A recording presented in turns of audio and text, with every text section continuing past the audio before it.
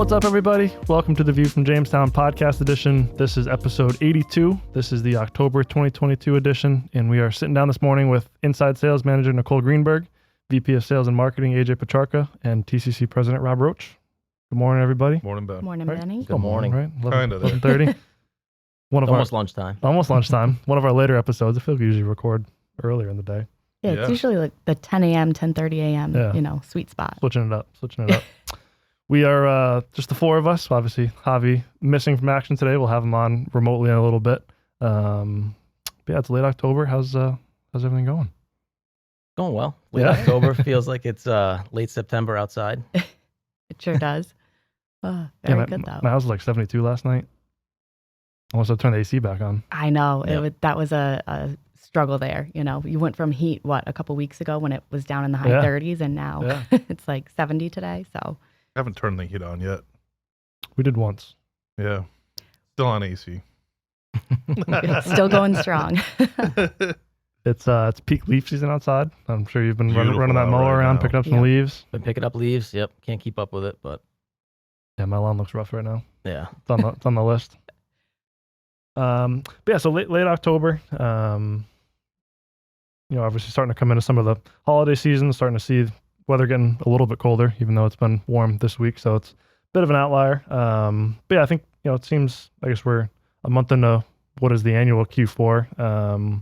Seems like stuff's been maybe a little bit slow for the last month, and maybe projecting a bit of the same as Q4 comes to an end, with sort of the kind of trend of right-sizing inventories we've been seeing here coming out of sort of the COVID type of era. And obviously some normal seasonal slowdown. I think November and December is always a bit slower with companies coming to their typical year ends and bringing down inventories for the rest of the year and things like that. Yeah, it's actually not really out of the norm anymore to have these really delayed winter, approach, because we up here in New England, at least, we've been having, pretty nice right and through Christmas, and then it really sets in after Christmas, and so we see a lot of our stronger demand for seasonal products coming up in October, November. Used to be August, September to prepare. But yeah, I mean, it's a funny time right now because we've really only got 2 more months to the year, and demand is driving everything right now. And the big curtailment of demand is obviously Europe and Asia, especially Asia. China has, sort of a new same. Xi is still the man, but he's got a new sort of underlings that are not pro reaching out to the rest of the world, free markets, etc. And that's not good. So things are ramping up in Taiwan in terms of provocations and things like that. And then Europe, you've got a real war going on in the Ukraine, and people are very nervous in Europe about what's going to happen, and there's also quite a bit of energy issues, in terms of what the natural flows of energies were, a lot of which came from Russia. So costs are really an impediment for petrochemical productions in Europe. U.S. is, I'd honestly say, it's obviously the most steady worldwide. Yep. And we've seen that, and demand is, it's funny, like we're really in the summer, we're looking at really devastating destocking come Q4. And what's transpired is panic buying. So people will need product and need it right away. And knock on wood, logistics wise, trucking's loosened up a bit. So people call and they say, hey, today's October 25th. I know I had it scheduled for November 10th. I need it tomorrow. And we'll have the availability of trucks to get it there. Yep. So we're seeing a good bit of that, and it hasn't been awful. It's been pretty good. But I still feel that Q1 people are going to be in a tight situation because they're going to be dependent on domestic availability of raw materials, and because there's nothing in transit. I mean, which we see every year. It seems like early January is always busy. People want to bring stuff back into the plants and get it past their year ends, but maybe a little bit more this year than normal. Right, but there's nothing in transit right now. I mean, there's no reason to put something on the water right now when you could see prices deflate coming into the new year. Yep. Buy something now, have it arrive in the new year, and possibly get it locally for less. So that's a dangerous sort of dynamic. If demand really ramps up, demand in China ramps up, demand recovers in EU, now we've got a whole different dynamic. So that's kind of what I've been watching, if you will. Yeah. Well, you guys seen a lot of the same with, kind of how things have been the last couple of weeks, maybe on the slower side as we're coming into the new year? Yeah, it's definitely been on the slower side, but it's weird. I can't put my finger on exactly one reason for it. Like I was talking to somebody earlier today, and their main bottleneck is labor. They just can't get enough people to stay on the floor in their plant to keep up with their finished good demand. So the demand is still there, but they just can't get folks to be there making the product. So that there's a lot of different dynamics in place causing the slowness right now. Yeah. Yep. And same, like a lot of people are asking for pricing on stuff to, kind of get their forecast ready for Q1. So I think they're being proactive, but, waiting to pull the trigger. And, similar to Robb's point, if, imports from Asia and everything, if that price is going to come down significantly, they're kind of having that, I think, in the back of their mind that, next week there might be a lower price or the week after. So it's kind of a tough game they're playing there. Yeah. Yeah. It seems like one of the other games of, I guess, kind of like chicken, if you will, is figuring out what's going to happen with the tariffs next year. We've been trying to start to plan inventories for Q1, if the tariff's going to go back into effect, if not, if you're going to be subject to it, and then a week later the exemption might come into play. I guess our impression is that the tariffs will come back into effect January 1st on stuff that wasn't excluded, but who knows what's going to happen as we get closer. And obviously now is the time we start to plan January orders, but is it going to be with the 25% tariff, without? It's kind of this betting game on what people should do. Yeah, just the fact that there's not even talks of reinstating the exemption. I think we're planning on it, lapsing and the 25% coming back across the board. But we'll see what happens. Yeah. Just messy as we've been saying for the last couple of years. Just continues to be messy. Yep, very much so. One interesting, timely thing. Obviously, we had K-Show happen over the past couple weeks out in Europe. Obviously, that's a show that's every 3 years, so not one of the AFPMs or EPCAs that you plan on every year and kind of can understand it's going to happen. So K-Show had its every 3-year cycle. This past week, this past couple weeks, we had a couple folks out there, including Javier Fernandez, who's not here with us this morning, but we had a quick conversation about how K-Show went and what the kind of mood was in Europe yesterday. So we'll give it over to Javi and hear how K-Show was. Mr. Javier Fernandez, good afternoon, because it's afternoon now. Good afternoon, Benny. How are you? How's it going? I'm doing very well. How are you doing? Very good, very good. Wish I was at the office, but yeah. It's been very, very quiet here without you. We miss you at the office here as well. How's Joaquin? Joaquin's doing okay though? Yeah, he's doing better. Thank you for asking. Of course. Well, it's good to virtually see you. Wanted to chat for a couple of minutes. I know you've had some travel here the last couple of weeks, and figured it'd be good to get your thoughts and insights. I know you were over at the K-Show in Germany last week. So how was the K-Show? I know you and Steve were over there walking the show. Had a lot of good meetings and conversations, it seemed like. So how was the K-Show and the mood over there? Yeah, I mean the show to start with. The show is it's a massive show. It's 14 halls altogether. And for me, it's been the biggest show I've ever been in my life. It's a massive. It's massive. It's like a little city. There's shuttles that go between halls. To tell you just to put in perspective. And there's a lot of machinery, of course. So those don't pretend to us. But there's a bunch of halls that do. Those are from 5 to 8. Those are chemicals, additives, raw materials. Those are the ones that pertain to the chemical industry for the chemical company per se. It's obviously with that many halls. I'm sure it's a well attended show, both with exhibitors having large booths and people just walking the show. How was the attendance? Very good, very good. A lot of people were happy to be there. A lot of people from all over the world. Dusseldorf is a city that lives for conferences, and that's their main industry. and that's what they do. The whole city is built around the conference industry. Interesting. My phone was very happy with me, and my iWatch was very happy with me with all my steps Yeah, that I I did believe it. those couple of days. So yeah, it was good. It was good. It was a good couple of days of walking. Nice. And it's obviously good timing. Obviously, the case show is only every couple of years, so interesting that it was, this year with everything going on. What was the general mood talking to people, both, people that are based here in the U.S. as well as some of the European customers and suppliers that we have over there? Obviously, it's an interesting time with what's happening with energy prices, with kind of the doom and gloom around inflation and recessions and all that stuff. What was the general mood over there, for what's going on right now in Q4 and the outlook for next year? I will say European very pessimistic for Q4, and a little bit of optimism for Q1. They see people turning around, hitting bottom pretty shortly, and then but things turning around pretty soon.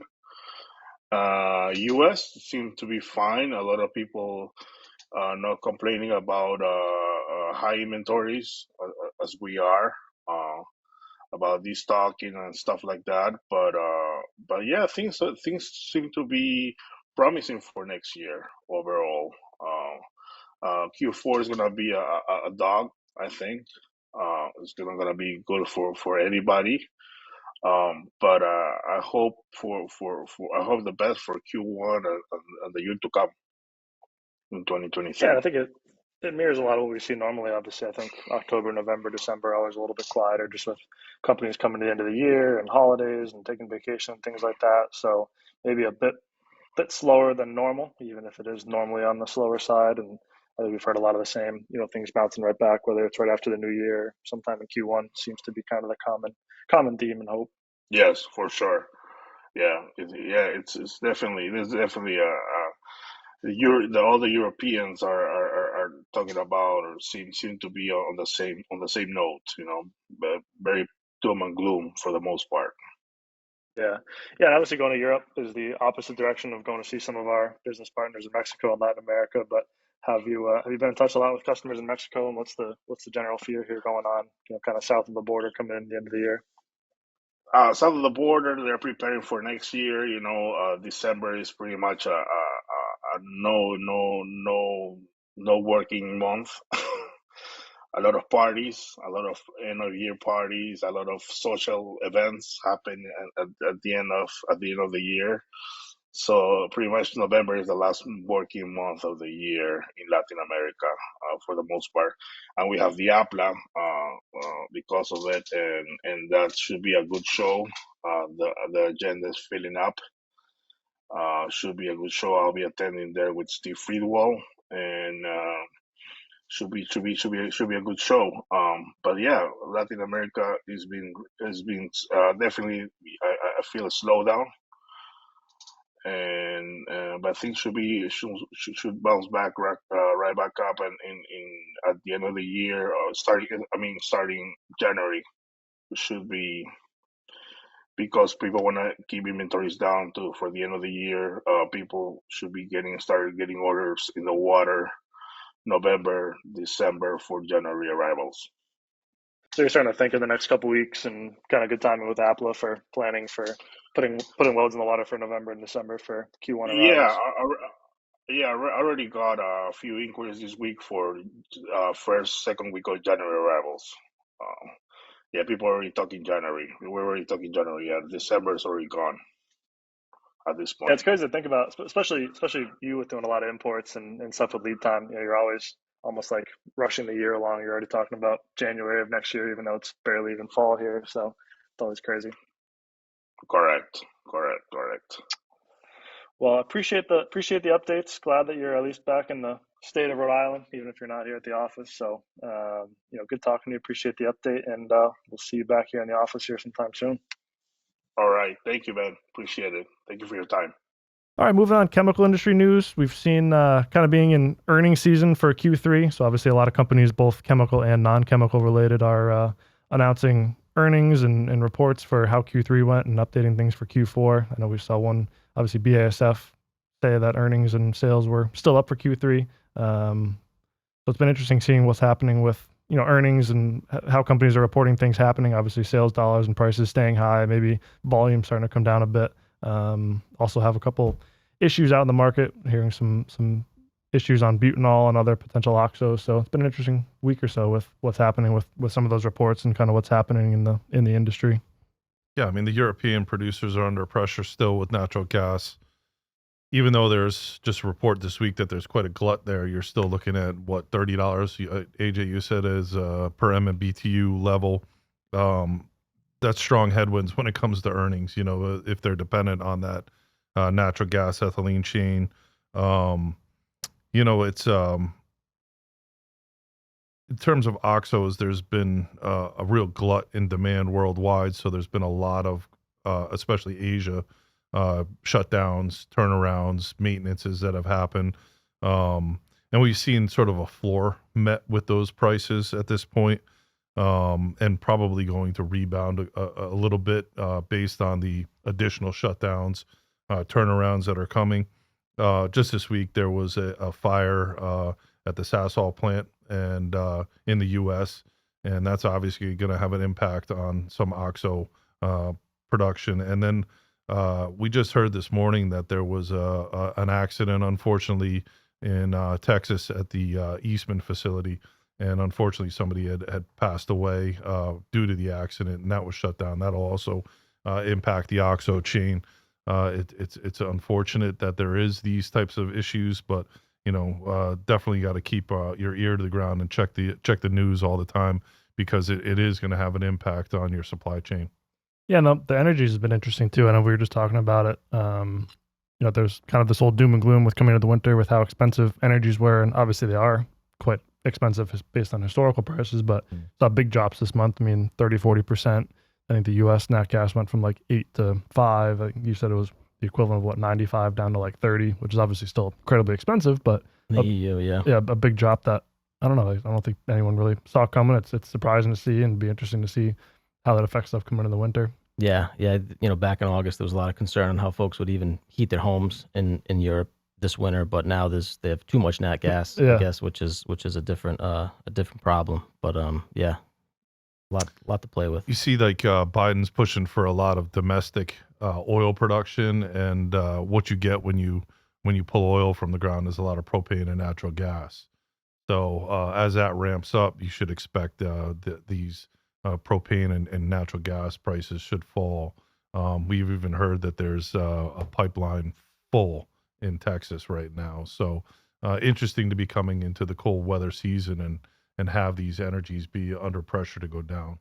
Yeah, it's an interesting equation. You got more nat gas being produced, you got prices coming down, you got theoretically the demand being higher in the wintertime as people need to heat their homes, but then you got demand being soft, so people aren't producing as many chemicals or raw materials. A warm so season. It's this whole up and down. Yeah, I mean, it's hard to predict nowadays. I mean, who would have thought that there'd be a natural gas glut in Europe? Right. Nobody would have predicted that. If it was doom and gloom 6 weeks ago that there wasn't going to be enough and people are going to be freezing, but that certainly seems like it's not quite the case. One of the big impacts is that people have cut back on their energy usage, which was interesting too. I mean, I think it was like overall 7% across the board cut back, and that had a major impact. So, people, when they're really motivated, they can have an impact. Yeah, very much so.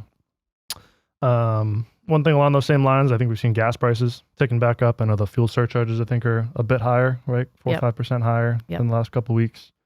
So that's obviously impacting things. Yeah, Canadians up, I think, 13 or 14% over the last couple of weeks. So yeah, Canada's diesel prices are way up. Which is something, isn't it like 90% or something like that? 82. So it's approaching. That's crazy. Approaching Why is it so much more expensive in Canada? Taxes? I don't know. I had a guess. Don't quote him on that. Don't quote him on that. I mean, it's always been higher than the U.S., but that seems like a bigger delta than normal, maybe. Yeah, because I think the U.S. is in the high 40s, maybe 50% now. Yeah. But yeah, Canada's much higher than that. And that's Canada, or Canada like coming into the U.S.? That's Canada into the U.S. Okay. Yep. One of the things I did hear recently, though, is that certain transportation companies are 30% on their fuel surcharges just to get business, so, keep that in mind. It's negotiable, it's not necessarily set in stone. I wonder if their line hauls are more expensive to offset it. I mean, they would make money somehow. Yeah, the line hauls are much more expensive. I mean, so, theoretically, you should be able to chip away at that fuel surcharge. And obviously, we don't have our logistics folks on here on this episode, but I know we were talking last time about availability improving. So it's an interesting time where it was scrambling to get your hands on whatever freight you could to now all of a sudden you can negotiate rates. And there's kind of this aspect to it. It's kind of a new thing. That's a good point. Line hauls are inflated because when things are really tight, everyone, obviously increased line hauls. So now there's some room to move down, I think, and do things like, get creative on fuel surcharges. And what about from China? I mean, the prices just literally dropped like a stone. Way down. Way down. Yeah, like the East Coast, I think rates to the East Coast right now are like $3,000 or $4,000. The most major ports, and West Coast is, $2,000 to $3,000, I think, so it's way down. And then Port of Long Beach had their slowest months. I think the last 2 months. It's the lowest backup since like 2009 or something like that. Yeah, which is wild. Like real evidence of a slowdown. Yeah, which is interesting because now is the time when like stuff's arriving from China for the holiday season and kind of planning ahead for that. So usually stuff's, I think, busier right about now on the freight side of things because so much stuff's coming from China for gifts and all that good stuff. Less toys for the kids. Yeah, I guess so. Jeez. More experiences this year instead of there's nothing physical to sell. So you're gonna That's right. Well, Airbnb vacations. Travel should be up, I guess, right? Yeah. I was just going to say, I feel like we're going to see a very robust holiday season with regards to travel. And, between Thanksgiving and Christmas and going into the new year, people are, I think, just going to be excited to, get out, do those things. And I'm curious to see how that kind of impacts everything else, Well, it's a good point. We talk about inflation and concerns about a recession and all this stuff, but I think I've seen reports that it's estimated that like the holiday gift giving season will still be strong, and people are already projecting travel for 2023 to be strong. Granted, these are, I think, the airline CEOs telling the stuff, so take that with what you will. But it seems like there's positive reports of what's to come in terms of consumer spending still being high, and obviously unemployment still low, which is good news. So it's interesting to see what's going to happen. Yeah, people are still out buying things like boats and things. The demand still seems to be there. Those crazy people. Oh, man. But along with everything else falling, so is the COVID paranoia. So I mean, there's all that pent up demand where people weren't traveling, weren't getting out, weren't visiting family, and thank God they're able to do that this year. Yep. Yeah, we still see people planning like wedding, like people got engaged during COVID and are still trying to get their weddings done and all that stuff. So there's a backlog of travel and all kinds of stuff. Yep. Yeah, so we touched on the China stuff. It seems like availability has been okay with China recently too. I think maybe with demand being lower, not as much of a backlog of actually getting stuff out of China, coupled with the freight rates coming down. Seems like it's all good news from sourcing from places like Asia.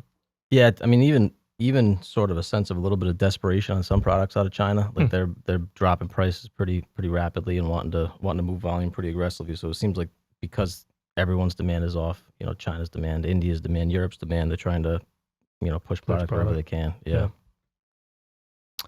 Price updates and trends we kind of touched on. I think Rob, you put it well with demand really driving what's happening with pricing. Obviously, pricing coming down on a lot of products across the board. I think a combination of demand coming down as well as seeing things like nat gas coming down. Oil's been relatively flat to maybe up a little bit, but nat gas coming down has maybe driven pricing down a bit too. So be interesting to see what we see really kind of both November and December. You can probably sort of put the 2 months together almost with coming to the end of the year with demand coming down and people dropping some prices maybe to move material out of inventory and not have as high raw material inventories coming to the end of the year. Should be interesting to see what we see for November, both price-based increases or decreases as well as what companies do based on demand and trying to move supply and things like that.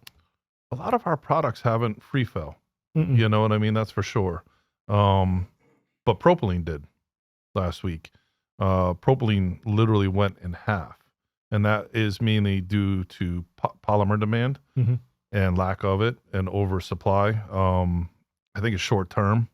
But to see mid-October where they were predicting propylene to increase, to see it literally go in half and reach lows that we haven't seen in quite a long time was very interesting. But you don't see robust availability of a lot of the products that we handle because the tariffs are still in place and there's a level of protection for that. A lot of producers in other Asia, Latin America, Turkey, they're not integrated, so they're still having to buy on the open market. So I would say that as much as we might in purchasing people might expect things to really come down, I do think there's going to be, some good opportunities to buy at the end of the year, but I don't see a free fall happening. I don't know if you guys see it as much. I really don't see that in our products so much. I mean, even like glycols are very tight right now Yeah. overall, Yeah. Yeah, I can't think of anything that's really free falling. Like maybe some of the China products because they're desperate. Like, but it's that's not. I 8 wouldn't weeks even. out, Yeah, I wouldn't even call it a free fall. Even it's just Yeah, I think that's a good point. I don't see anything really taking a nosedive at the moment. I guess you'll do well in November if you're buying anything on a propylene-based adder. Assuming propylene settles where it is, that's gonna have and a it's huge predicted drop. to go up from here, So so you got a window there, but if you're not buying, if you're destocking, Right. where's the benefit there? You know what I mean? You might want to talk to your managers and say, hey, maybe now's the time to stock up a little bit for next year. But across the board in polymers and coatings and we're starting to really build inventories for the ag season and the seasonal products, the winter seasonal product. Pretty steady demand, overall, I'd say. So, and not a free fall in price, which is interesting.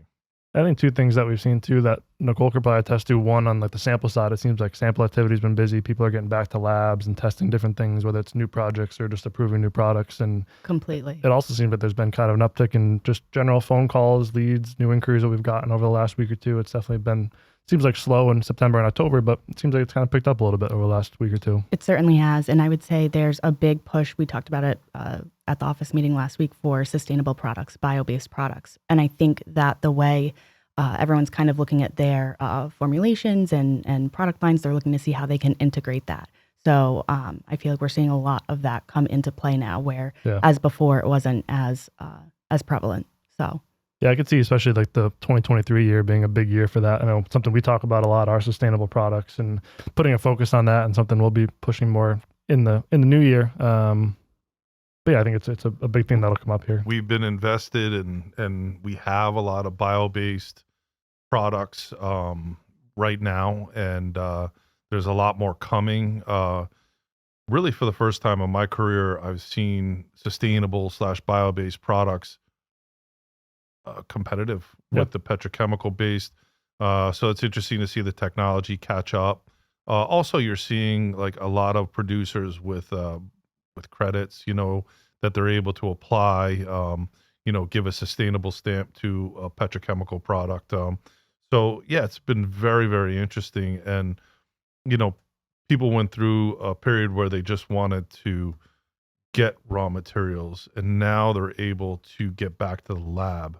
And I think that's very interesting. And the consumers are demanding it. They want to see things that aren't going to impact their health, their safety, and they're not going to feel like they've impacted anything negatively by buying it, procuring it. So, yeah, definitely something we've always been interested in, invested in, at the forefront of, and we're bringing more and more products, sustainable and bio-based products to the market. And I think sustainability, it's about defining what that means as a company, what we're doing as a company, and then the products that we're obviously bringing to the market that are sustainable and bio-based and whatnot. Every company's, it's been interesting seeing companies come out with their approaches and what it means to them and how they're going to define it and how you're going to calculate if, how sustainable you are and improving it, things like that, whether it's over 1 year, 5 years, 10 years.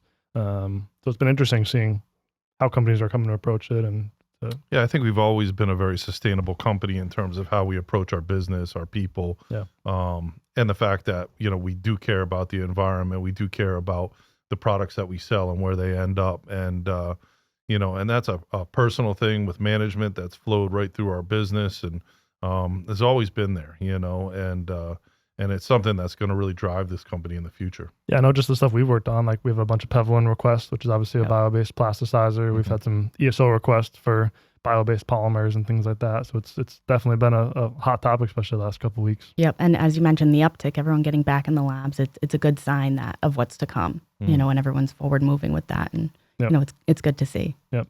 Even existing products that aren't historically bio-based, like our DIMP with Evonik, they came out and said they're going to start working on a sustainable DIMP. Is interesting. So there's a lot of interesting stuff. Yes, it's interesting too to see like some of these products have performance advantages. It's not only are they sustainable or bio-based, but they're performance wise improved. Right. So And cost competitive in a lot of yeah, cases. it's crazy. Yeah. So it's going to be exciting in the future to see this, catalyze. Yeah, I feel like we heard a lot about it in 2022. Companies start to put it in their presentations and meetings and things like that. And I think that trend will definitely continue into next year. It seems like. I think one of the holdups is the backlog of, technical certification to bring things to market. Yep. And I think that's, something that hopefully will improve, but we've seen it on some of the products that have been brought to us by our producing partners. It's, now a year to get the TSCA, and, the approvals are now double, triple in length what they used to be. So, but it's in everybody's interest that these get analyzed and approved and brought to market. So hopefully that will that timeline will improve in the future. Very much so. Coming to the end of the year for trade show season, starting to think about next year's shows, but a couple things to wrap up this year. Yeah, so we obviously we already discussed APLA EPCA. Actually, no, APLA's upcoming. The case show just happened. So yeah, so we have APLA. We've got Javier going again, and Steve Friedwald. So I'm supposed to be in that list. Yeah, well, hold on a second here. Actually, TCC remote sales meeting. We were on record, right, a couple episodes ago. I think Rob has approval. Yeah, on that. so that'll be awesome. Oh, it's in Cancun. I'm going. Yeah, Exactly what they're saying. Right. What's up, everybody? So that's mid-November. We're looking forward to that. You were thinking about going, right? In all I'm seriousness? still thinking about it. Yeah, just looking at it right now. It's that little refresher. You just made up your mind. Yeah, exactly. You didn't know you needed. I could definitely deal with a little sun and fun. We could also go to DC in December. Yeah. So aside from the APLA in Cancun coming up mid-November, we also have the NACD annual meeting. Ray Altenberger will be there. That's out in Coronado, California. And then the Plastic Compounders Conference kind of rounds out the year in Washington, D.C., early December. So hopefully the weather kind of stays mild for that. But we've got a good crew going to the Compounders Conference. So we're excited to see everyone there. And as always, visit thechemco.com for all upcoming trade shows, events, and details for where you can find us. I think Javi's making out the best in that list. What's on me? I would say so. He absolutely is. Vegas to Germany to Cancun. I mean, he's got a good couple checks. Got to figure it out. Yeah. And he doesn't have to go to DC in December. Exactly. Although we have an inside track on where the 2023 Compounders Conference is going to be. It's going to be somewhere much better. Oh, So okay. if there's a year to not go, it'd be this year. Yep. Definitely. So. Yeah, I think that kind of wraps things up. And there's a lot going on. It always seems like there's not so much going on, and then we sit and talk about all this stuff. It's like, wow, oil's doing this, and nat gas is doing this, and demand's doing this, and we're thinking about New Year's, and there's always more going on than it seems. But there's a lot going on, man. Yeah, a lot. I feel like every podcast we say that. Literally every single one. It's like, we sit down, and at the end of it, like you said, there's actually so much. When you sit down and boil it down all together, it's interesting. But it's amazing how much it changes. Like we always talk about oil and nat gas and what it's doing and whatnot. And there's also all different kind of stuff, whether it's freight or tariffs or whatnot, that play into it. And you got to put all this into an equation and figure out what it actually means in terms of bringing inventories up, down, sideways. It's you need that crystal ball. Yeah. Yep. Yeah. Our podcast is like the equation. Like we'll give you all the inputs to figure out what you need to do. Yeah. I could summarize it and guess, but guessing you're usually wrong. But we've made some good calls. I was gonna say we've made some good calls over the last couple of years. I mean, if you go back, I mean, there's guys got to dig into the content and see some of these calls we made, because I think we've been pretty spot on a lot of things. Getting the good info out there, to the folks in the chemical industry. So yeah, I think having the information and the data and what's happening is part of it. And then you guys obviously have fantastic historical experience with managing different products and just spending time in the industry, and you put those two together, the data and the info and kind of the color behind it based on your experience, what you've seen and what those things typically mean. Like whether you want to call it an educated guess or whatnot. We're very good as a company of sharing information. Yeah. And especially with all the events and trade shows we go to, I mean, we are really, seeing things real time, and that's helped our company, making decisions in the real time, making decisions on behalf of our customers in real time has been really important. And that's why, we've got the tagline security of supply. We're really trying our best to inform, this podcast and our email, The View from Jamestown, came out of the fact that we wanted to inform our producing partners and our customers with, as much information so they have the power in their hands to make the buying decision when the time is right. So Yeah. I think, it's been beneficial to some folks out there. Yeah, one of the things we were just talking about, not just having the best products, not just having the best customer service and freight and all that piece of it too, but the information piece of it is kind of the third Super pillar. important. Is super important. Yeah, Can't have just two of those things and be successful. You really need all three. definitely. But wrapping things up, we recently just had Kathy Hall on the podcast, which is great. Looks like we're going to start to have her on with some regular frequency, which would be really nice. Like I said, having her come on, she loves things like styrene more than anybody I've ever met in my life. Gets Speaking of good info, you get good info from Kathy. That's for sure. Yeah, much that was so. a great podcast. Yeah. Javier gets passionate talking about IPAs. Kathy Hall gets passionate talking about styrene, ethylene, and propylene. It's And not isopropyl alcohol or no, isopropyl yeah, gases. no, correct. Thank you, Indian thank you. Pale Yeah. Ale for sure. Yes. Yeah, some great information. She really dives into the data on what's happening, what happened in the quarter before, and kind of her crystal ball and 2 cents on what's to happen for the quarter to come. So I think highly recommend giving her a listen, or at least check out the clips on our LinkedIn page, coupled with hopefully the information that we're putting out here. Really, it's some good information, good both statistical based data and our kind of 2 cents on what's happening. It's a great combination of info, and highly recommend checking out that episode with Kathy Hall. She does a great job. Anything else? Wraps things That's it up. for me. Yeah. Wrap things I up. think so. We'll see you guys again, I guess, in 2-ish weeks now. It's late in the month this month with my travels through Italy. So we got things bumped back a little bit, but we'll be back to a mid-episode recording hopefully here in November. Look forward to it. Definitely. Very much so. Appreciate it as always. Thank you for listening, whether you're on the video version or our audio versions, wherever you get your podcast. So as always, thank you for listening, and we'll catch you on the next episode. Thanks, guys. Thank you. Thank you.